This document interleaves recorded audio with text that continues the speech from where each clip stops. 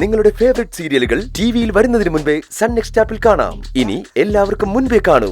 ഇപ്പോൾ തന്നെ sun next app download ചെയ്ത് സബ്സ്ക്രൈബ് ചെയ്യൂ.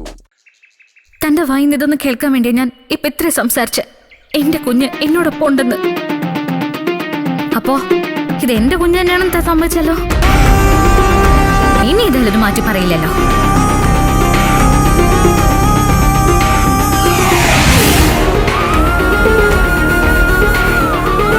ഇനി അഥവാ താൻ മാറ്റി പറഞ്ഞാലും ഈ മൊബൈൽ ഫോൺ മാറ്റി പറയില്ലല്ലോ. താൻ പറഞ്ഞത് മുഴുവനും ഞാനിതിൽ റെക്കോർഡ് ചെയ്തിട്ടുണ്ട്.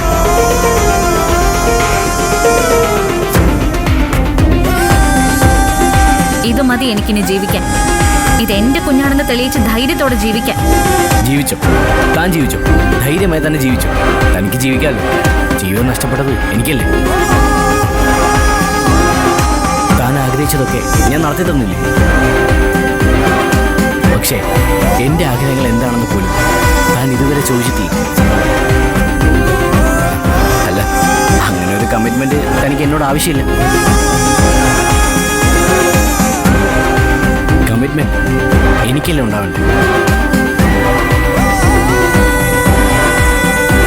താൻ പറഞ്ഞിട്ടല്ലോ ഞാൻ തനിക്ക് വേണ്ടി ജീവിച്ചത്. ഈ പറഞ്ഞതൊക്കെ സാധിച്ചു തന്നത് റെയിൽവേ ട്രാക്കിൽ നിന്നും പിന്നെ ആ മലമുകളിൽ നിന്നും തന്റെ ആത്മഹത്യ തടഞ്ഞത് താൻ പറഞ്ഞിട്ടല്ലോ. ഞാൻ കരഞ്ഞ് കാല് പിടിച്ചിട്ടില്ലേ. എല്ലാത്തിൽ നിന്നും രക്ഷപ്പെടാൻ തന്റെ കയ്യും പിടിച്ച് ഞാൻ നെട്ടോട്ട് ഓടിയത് താൻ ആവശ്യപ്പെട്ടിട്ടല്ലോ. എന്റെ ഭ്രാന്ത് അല്ലാതെന്താ. എന്തിന് തന്റെ കഴുത്തിൽ ഞാൻ താലി കെട്ടിയത് പോലും തന്റെ ഇഷ്ടത്തോടല്ലല്ലോ. എന്റെ സ്വാർത്ഥത എന്റെ വീട്ടുകാരുടെ മുന്നിൽ പിടിച്ചു നിൽക്കാനുള്ള എന്റെ പൊടിക്കേ. അതിന് താൻ തന്നെ ജീവിതം ബലി തന്ന് എന്നെ ഭീകര കടക്കാരനാക്കിയില്ലേ. അപ്പൊ പിന്നെ തന്നെ തെറ്റ് പറയാൻ പറ്റില്ല. വീട്ടിയാൽ തീരാത്ത കടങ്ങളല്ലേ എല്ലാം. അതുകൊണ്ട് എന്നോട് ചോദിക്കാതെ തന്നെ പലിശയൊക്കെ തനിക്ക് എഴുതിയെടുക്കും. എനിക്ക് വിരോധമൊന്നുമില്ല കേട്ടോ. പലിശയോ? എന്ത് പലിശ? മനുഷ്യന് മനസ്സിലാവുന്ന ഭാഷ പറയണം. ഞാൻ ഏത് ഭാഷയിൽ പറഞ്ഞാലും തനിക്ക് മനസ്സിലാവില്ല എന്നുറപ്പുള്ളതുകൊണ്ടാണ് ഞാൻ ഇതുവരെ ഒന്നും പറയാതിരുന്നത്. താൻ തന്നെ കുഞ്ഞിനെ ദത്തെടുത്തപ്പോൾ ആമി ചേച്ചിയുമായി 2 കരാറുകൾ ഉറപ്പുവച്ചിരുന്നു.